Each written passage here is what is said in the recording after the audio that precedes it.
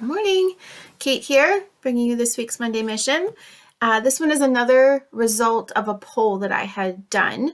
And for some reason, the Facebook stories, it doesn't seem like it's allowing you to vote on polls. So I really would encourage you to follow me over on Instagram at Reclaim with Kate, because it allows you to vote on polls that I post in the stories. And honestly, I share a lot in my stories that kind of just reiterate the topic that we're going over for the week. And I share more kind of personal stories about how it's showing up in my life and how maybe I use it to manage my mind around whatever topic we're doing for the week. So anyway, this is a result of a poll where I'd asked about some different topics that maybe we should talk about this week.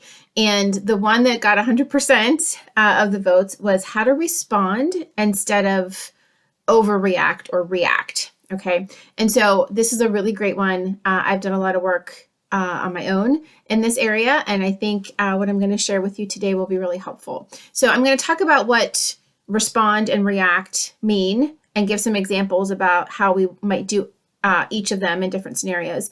And then we're going to talk about maybe why we do that and what we can do about it, how we can move forward. And I'll give you the mission for the week and the journal prompt. Okay. So if we think about what it means to react and what it means to respond, I'm going to share some definitions with you. So react is to behave in a particular way to something. So for me, this means behavior, right? What is my behavior is my reaction. And then a response is where we say something in reply. We acknowledge, right? So it's more that you're saying something or just acknowledging that something happened. Okay, and I think those definitions really serve what I'm going to talk about today and how we can view what we're doing in response to different situations and our reactions, and then what we can do about it to change. So let's just see how this might show up, right? So let's say that your partner doesn't pay a utility bill, right? And you get a notice that it's past due and there's all this money owed, right? A reaction to react might be the behavior, right? We might yell, we might get really upset, we might give the silent treatment, we might bring up all the times they've made mistakes before in the past, right? Whatever your typical reaction is to situations like that.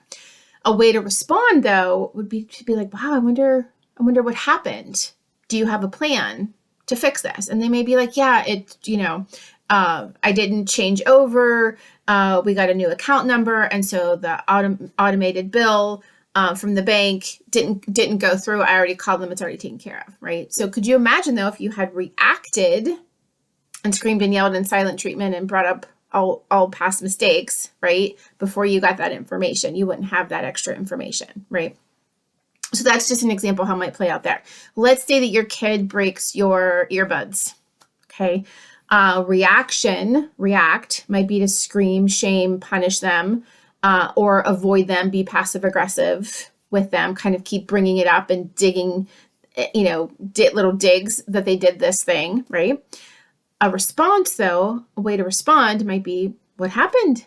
What do you think we can do about this? What are your thoughts about this, right? Either way, the earbuds are broken, okay? So you can either react and, have difficulty with your child then, or you can respond and be curious and figure out a plan to come together and solve the problem, right? Let's say that a coworker tells you that they would have handled something differently at your job, differently than how you handled it, right? Your reaction might be to get snarky or start to over justify your decision or bring up a time when you would have done something differently than they did, right? All of that kind of just icky, doesn't feel good, right? To react that way.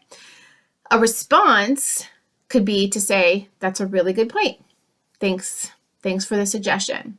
Thanks for sharing your view, right? You may still decide to do it the way that you did it, right? And still be comfortable with the decision that you made, but there doesn't need to be that reaction. You could respond instead.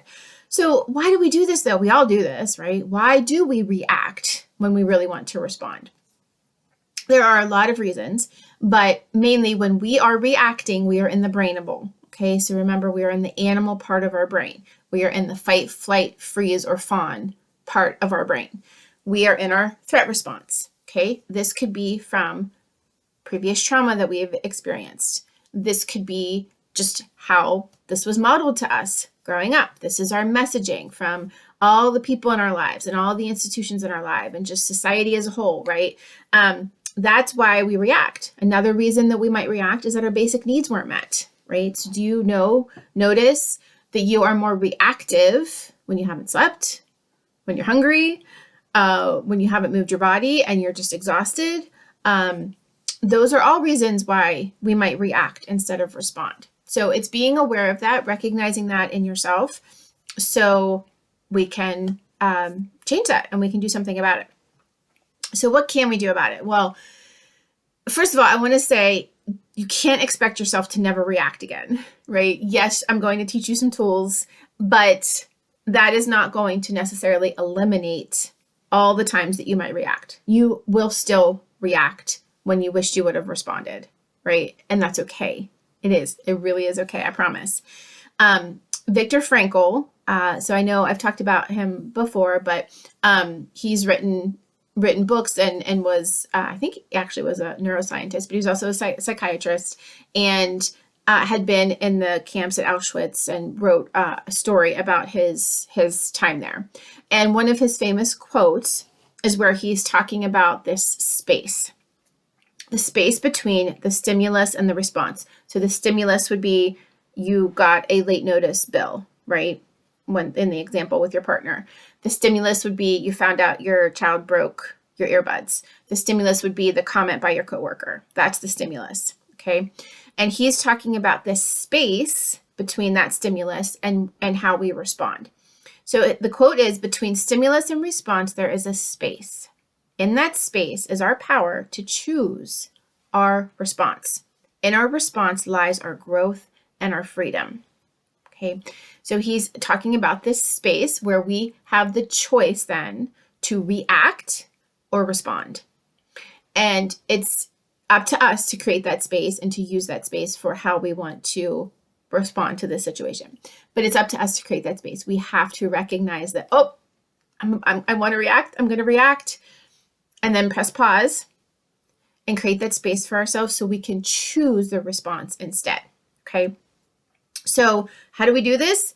That's exactly what we do. We have to make the decision that we are going to pause and create that space. It has to be conscious. We have to get ourselves out of our brain and into our thinking brain so that we can problem solve and create that space. Okay.